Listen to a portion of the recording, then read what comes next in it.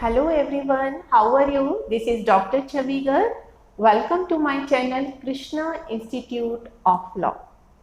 आज की video lecture में हम डिस्कस करेंगे सीपीसी का एक टॉपिक है अपॉइंटमेंट ऑफ रिसीवर।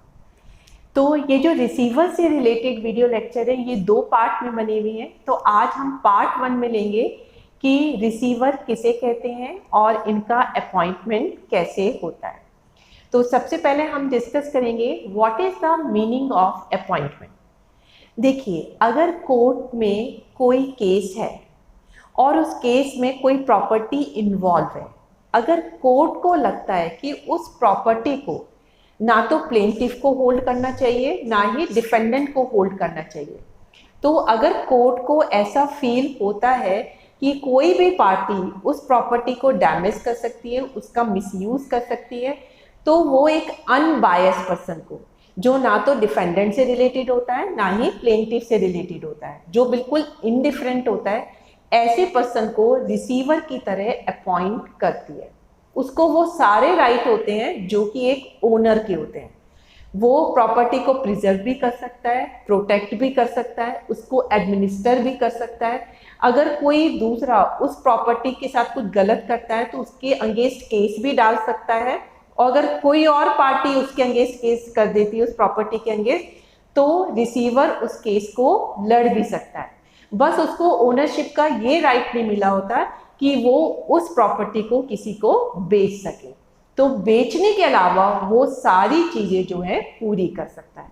तो ऐसे ही पर्सन को हम रिसीवर कहते हैं।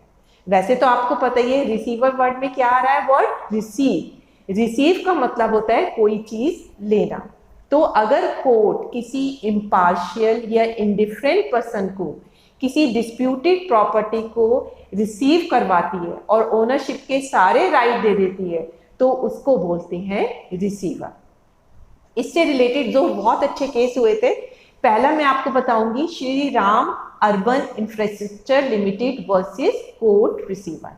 कौन सा केस था? Shri Ram urban infrastructure limited versus court receiver. देखिए, इसमें एक प्रॉपर्टी थी टेनेंटेड प्रॉपर्टी, उस पर डिस्प्यूट चल रहा था। उस प्रॉपर्टी पे कोई टेनेंट रहता था। अब वो जो केस चल रहा था, कोर्ट को लगा कि जो प्लेंटिफ और डिफेंडेंट है, ये जो प्रॉपर्टी है ये उनके पास ना रह के एक रिसीवर को सौंपनी चाहिए। तो वो एक रिसीवर अपॉइंट करते हैं और उसे ये प्रॉपर्टी सौंप देते हैं। अब उस प्रॉपर्टी को सारे के सारे अधिकार उस प्रॉपर्टी की प्रिजर्व करने के लिए रिसीवर पे आ जाते हैं। रिसीवर अपनी उन्हीं ड्यूटी को पालन करते हुए जो टेनेंट है उसको जो है निकाल देता है। अब टेनेंट जो है केस फाइल करता है कि रिसीवर को ये राइट ही नहीं है, मुझे निकालने का अधिकार सिर्फ लैंडलॉर्ड को ही है।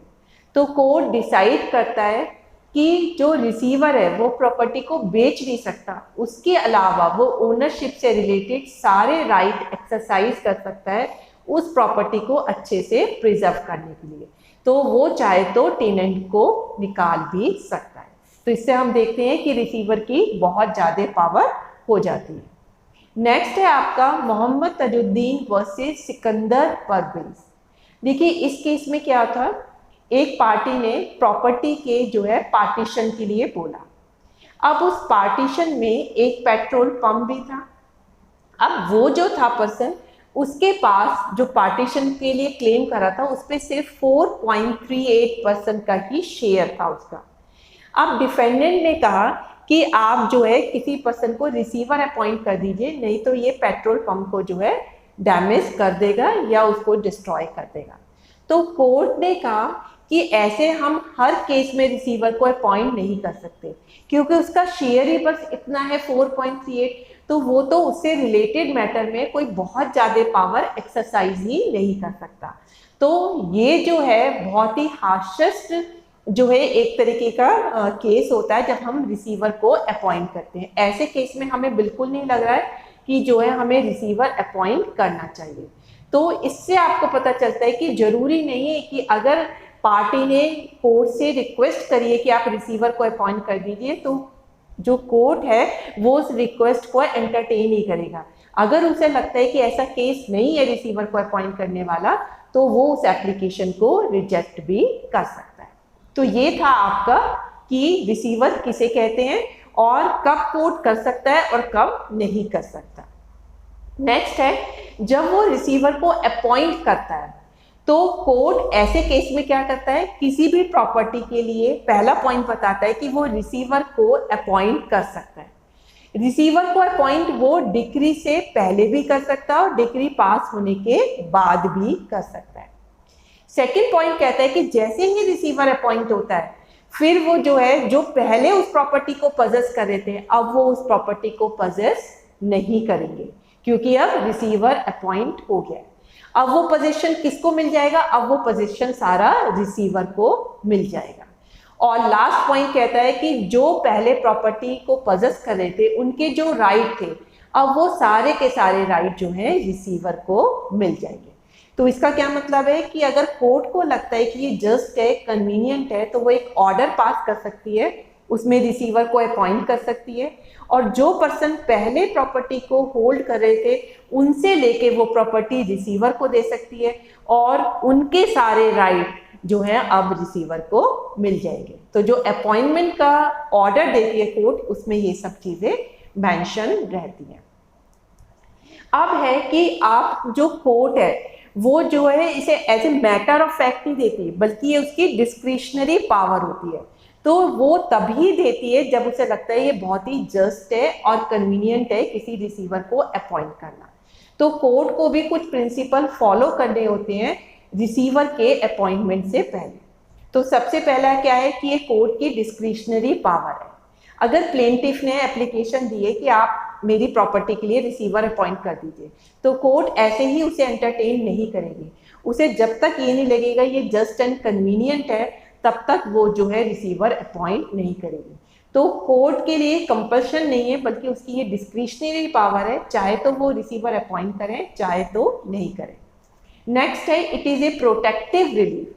देखिए ये क्या है, रिसीवर जो अपॉइंट कर रही है उससे वो किसी के पोजीशन से प्रॉपर्टी एक तरीके से छीन नहीं रही है बल्कि उस प्रॉपर्टी को वो प्रोटेक्ट करना चाहती है। सिर्फ प्रोटेक्ट, अगर उसमें एक क्वेश्चन आता है कि इसका प्रोटेक्शन जरूरी है तभी वो ये वाली रिलीफ देती है, अदरवाइज नहीं देती। नेक्स्ट है he can not be appointed unless the plaintiff prima facie prove his chance of succeeding in the suit।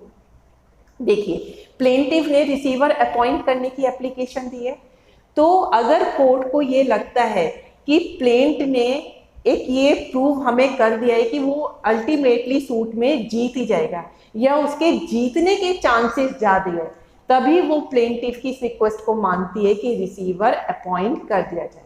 अगर कोर्ट को लगता है कि प्लेंटिफ का केस बहुत कमजोर है, फ्रेगाइल है और वो जीतेगा नहीं तो ऐसे केस में वो रिसीवर को अपॉइंट नहीं करेगी। नेक्स्ट है it is one of the harshest remedy. देखिए एक ये बहुत ही हार्श रेमेडी है, इसीलिए जो कोर्ट है ये एकदम से ही किसी को नहीं देती है, क्योंकि अगर कोई प्रॉपर्टी किसी के पोजीशन में है वो अपने सारे राइट को एंजॉय कर रहा है क्योंकि वो ओनर है और एकदम से आप उसकी ओनरशिप से प्रॉपर्टी छीन के किसी और को दे दे तो वो तो उस ओनर के लिए बहुत ही गलत चीज हो जाएगी। एक तरीके से उसका जो राइट है ओनरशिप पे उस पर डायरेक्ट अटैक है। तो कभी भी कोर्ट ये डायरेक्ट अटैक नहीं करना चाहती क्योंकि ये बहुत ही हार्शेस्ट रेमेडी है। इस तरीके से आप ओनरशिप के ही राइट को जो है डिनाई कर रहे हैं।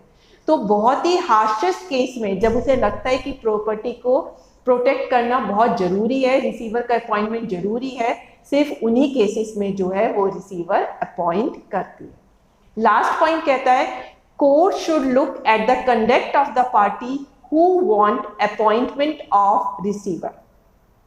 रिसीवर को अपॉइंट करने से पहले कोर्ट को जो पार्टी की कंडक्ट है, उनका बिहेवियर है, वो भी देखना चाहिए कि क्या पार्टी बहुत ही जो है नेचुरल वे में वर्क कर रही है, क्या वो प्रॉपर्टी की अच्छे से प्रोटेक्ट कर रही है, उनकी कोई भी मैलाफाइड इंटेंशन नहीं है, उनकी कोई इंटेंशन नहीं है कि वो प्रॉपर्टी को डिस्ट्रॉय करेंगी या प्रॉपर्टी को डैमेज पहुंचाएंगी।